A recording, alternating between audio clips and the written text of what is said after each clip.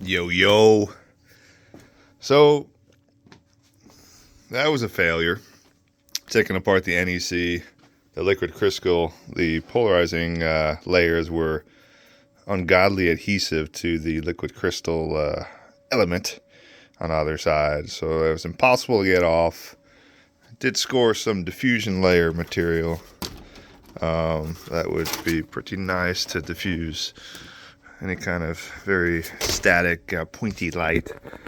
But I was bailed on, and the last day was working on more cable management. This was a slick operation. Cables inside that 2020 rail, piece of electrical tape on top to clean up the tops. The umbilical cord is now wrapped. Got all the USB lines, display port coming up to the rig.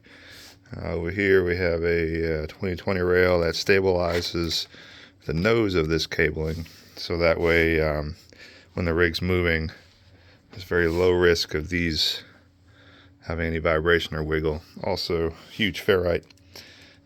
Any high frequency noise that might get in these data lines coming up, especially the USBs. What else?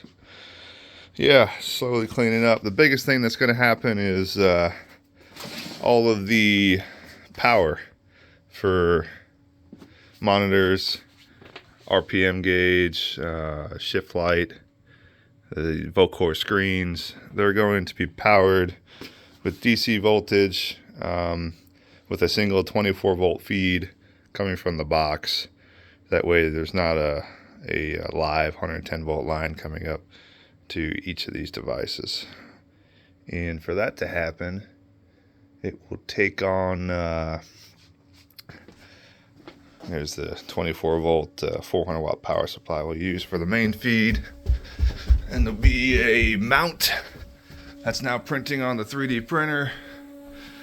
This will mount up some buck converters to convert to 5 volts, 12 volts, and 19 volts for the monitors.